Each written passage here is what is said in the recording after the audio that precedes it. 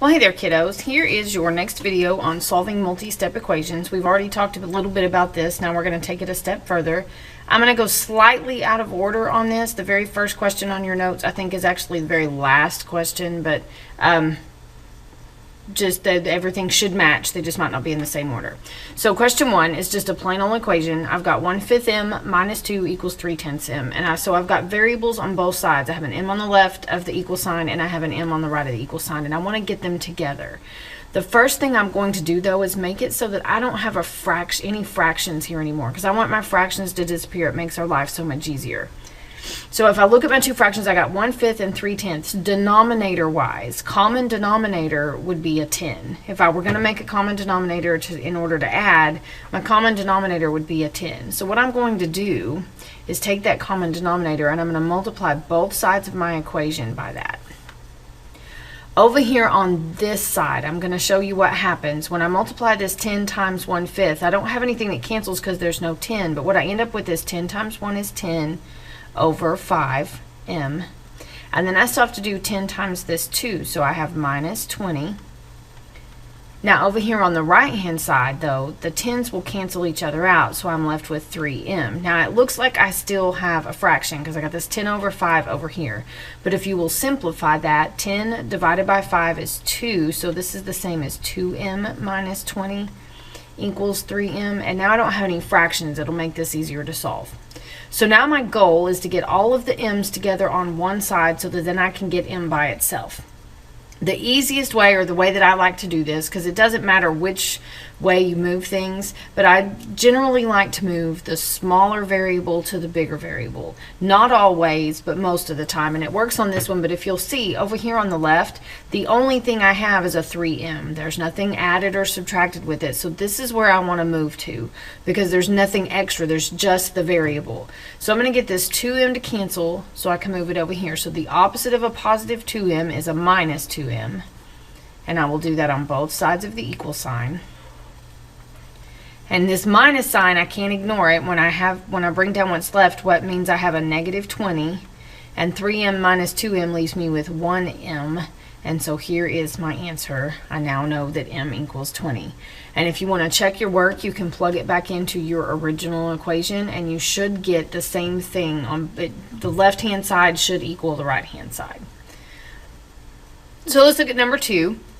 Lots of decimals, lots of things going on, but not a whole lot different. You got variables on both sides. You also have addition and subtraction on both sides. So let's deal with our variables first. I've got 24.1g and 6.9g. 6.9 is the smaller one, so I'm going to move. That's the one I'm going to cancel. So the opposite of a positive is a negative. So I'm going to subtract 6.9g from both sides. I'm going to grab my calculator because I'm not about to do decimals in my head. And so this gives me 17.2g minus 35.78 equals 587.72. And so now I'm wanting to get g by itself, so I've got to get rid of anything that is added or subtracted. Well, this 35.78 is being subtracted, so I'm going to add it so that I can cancel it, which means I have to add it over here. And again, I'm going to grab my calculator.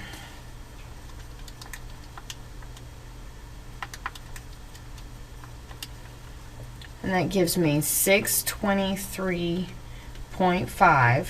And over here I have 17.2g. And so to get g by itself, to undo this multiplication that's happening here, I'm going to divide by 17.2.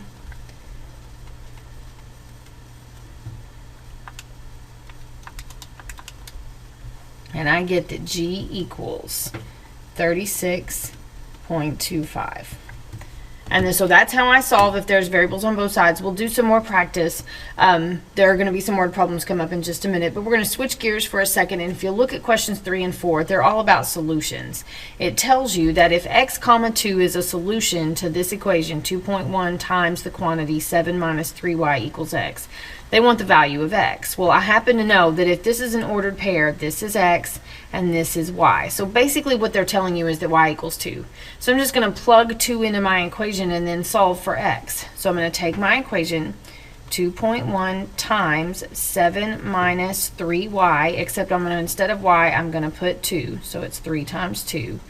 That equals x. If I'll just plug this into my calculator, just like I wrote it, parentheses and everything, my calculator will tell me what x is. So 2.1 times 7 minus 3 times 2 is equal to 7.98 is what x equals. Oh, no, it's not. I put a decimal instead of a times. I apologize. 2.1 parentheses 7 minus 3 times 2. I lied. It's 2.1 equals x. And so you can check and do your math real quick. If you do this math, you get 7 minus 6, which is 1, and obviously 2.1 times 1 is the same thing. So question 4 is the same kind of problem. They now say that if 0 comma y is a solution to that big long equation, they want the value of y. Well, this time they're telling you x, and they're telling you x is 0, so I'm going to plug it in. So over here I have 1/3 times the quantity 6y plus 1 is equal to 2/3 times the quantity 3 minus 0, because x is 0. Well, this 3 minus 0 just becomes 3. So I end up with, and I'm going to distribute here, I'm going to go ahead and take care of my distribution. So 1/3 of 6 is 2y. And 6 divided by 3 is 2. And then 1/3 times 1 is 1/3. And then over here, this goes away because minusing 0 doesn't change anything. So when I do 2/3 times 3, my 3's will cancel, and I'm left with just 2. And so yes, I have a fraction, but you have access to a calculator when you're in class, and you're going to have access to one when you're at home. There's no reason to be afraid of them. We're going to leave it. So I want to get this 2y by itself, so I'm going to subtract 1/3. And I can either use my calculator, or I know that when I subtract 1/3 from 2 wholes, I end up with 1 2/3. Which is not very friendly to work with, so I'm going to make that an improper fraction.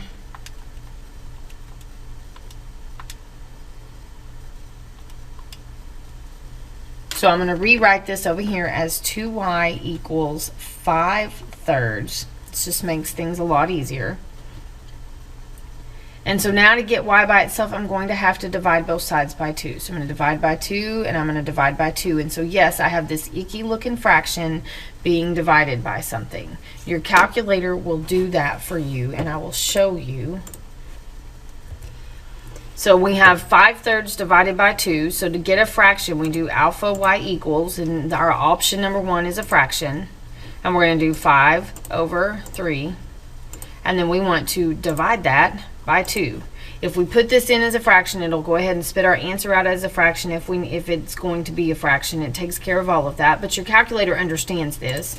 And so here it is, and you get 5/6. And so your answer to this is that y is equal to 5/6. And so that's the solution. That's what would go here for y. That would be a solution. What that tells me is that the point 0,56 is what I need to plug in for x and for y to make both sides of that equation true. So let's go back to what we were doing.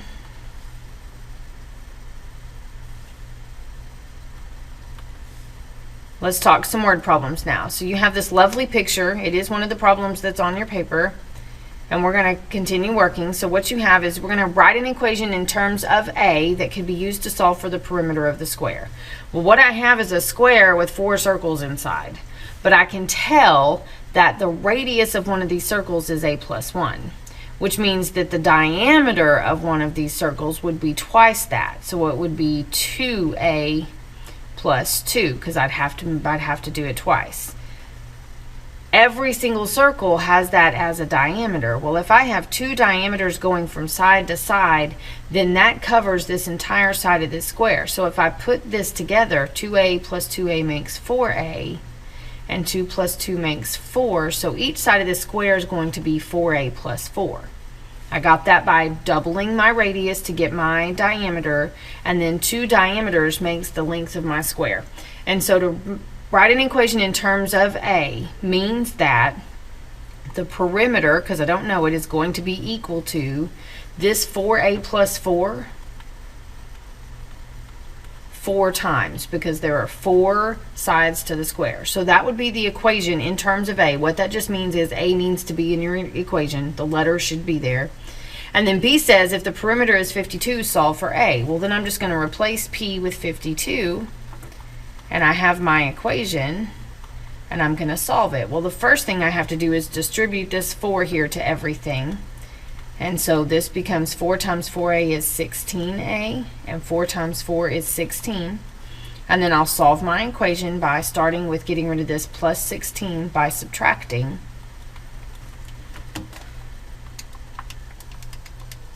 And so I have 36 is equal to 16a. And then I'll divide both sides by 16. And I get that A is equal to 2.25. So that's the value for A. So if I wanted to know my radius, I could plug it back into here and find out what the radius of each circle was. All right, let's talk a couple more. So A and B are supplementary. You should know at this point that that means that when I add them together, they make 180 degrees. The measure of angle A is 4 times the quantity 4x plus 5, and the measure of angle B is 2 times the quantity x minus 8. Well, a supplementary angle is a straight angle, looks like this, just makes a line. And I've got it split into 2 parts, A and B. Well, A is 4 times 4x plus 5, and B is 2 times x plus 8. So part A says write an equation and solve for x. Well, since I know they're supplementary, I know when I add these two things together, I'll get 180. So I have 4 times 4x plus 5 plus 2 times x plus 8 is equal to 180. So now I'm going to solve just like it says. So it says to solve for x. So distribute first. I've got to get rid of parentheses. So 4 times 4x is 16x. 4 times 5 is 20. Then 2 times x is 2x, and 2 times 8 is 16, equals 180. And now we're going to simplify. I'm going to combine my x's. So 16x plus 2x makes 18x, and 20 plus 16 makes 36, is equal to 180. And now we'll solve. So we'll subtract 36 from both sides.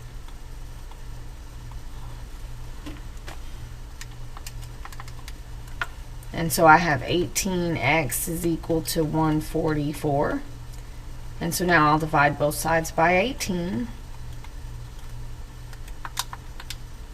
And I get that x equals 8. That's the answer to part A. For part B, it says find the measure of the largest angle. Well, you don't know which one's larger, you just have A and B, but hopefully you can tell by looking at your expressions. 4 times the quantity of 4x plus 5 and 2 times the quantity of x plus 8.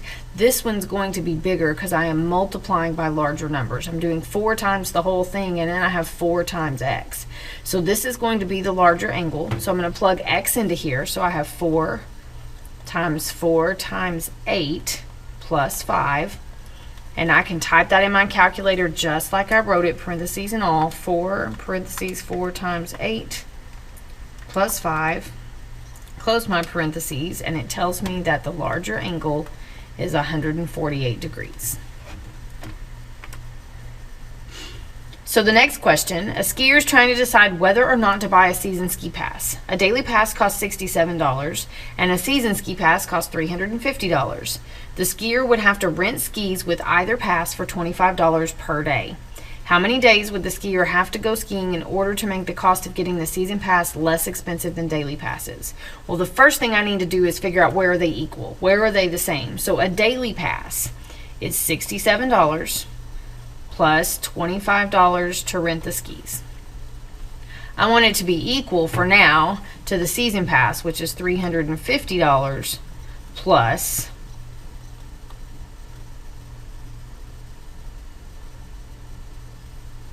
$25 to rent the skis.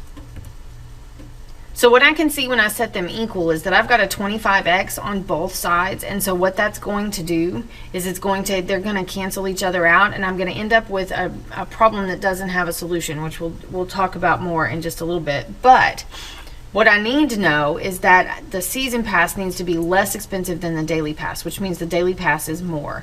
So I'm actually going to make this greater than, and I need to know how many days would the skier have to go skiing in order to make the cost less expensive. Well, because of the way that this problem is set up, we're going to go back to our equal sign. I know I've changed the symbol on you now 3 times. I won't change it again, I promise. We're going to leave this equal to so that we can talk about what happens with this problem. If this is equal to, I want to get my x's together on the same side. Well, there's not one that's smaller than the other, so it doesn't matter. So I'm going to subtract 25x from here, so they cancel. And I subtract 25x from here, so they cancel. And so what I'm left with is 67 is equal to 350. Well, that doesn't make any sense. What that tells me is this problem doesn't have any solution. What that means is that there is not a single day that the skier could ski on the daily pass and it would be more than the season pass. Okay, so the season pass is never going to be less expensive. It is never going to happen, not with the way that this problem is set up. Not if they have to rent, both have to rent skis for the same amount every day. So this has no solution. It will never happen. When this occurs and you solve it and the variables completely cancel and you have a statement that doesn't make sense, then really what you have is a problem that has no solution. And so since it has no solution, that tells me that it will never happen. And if you don't want to write out these words, no solution, we just draw this symbol. It's a 0 with a slash through it. It means no solution. So this is the first question on your notes. Let's go back to it. So a house painting company charges $376 plus $12 per hour. Another painting company charges $280 plus $15 per hour. How long is a job for which both companies will charge the same amount? The same means equal, so I'm going to set up my equation. The first one is they charge $376 plus $12 per hour.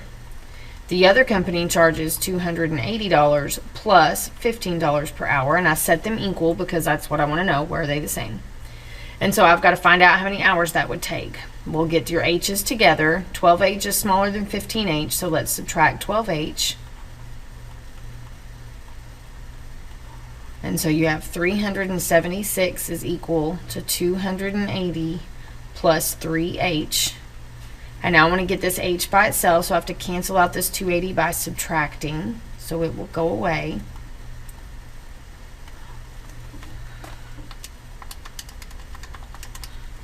And so I have 96 is equal to 3h, and oops, that's an h. And I'll divide both sides by 3. And so I get that h is equal to 32. So if both companies work for 32 hours, they'll charge exactly the same amount. Part B says, what's the cost? Well, here's your choices. They both equal the same at 32 hours, so I can plug in 32 for this company or 32 for this company and figure out what it equals. So 376 plus $12 times 32 hours. Let's find out how much that would be.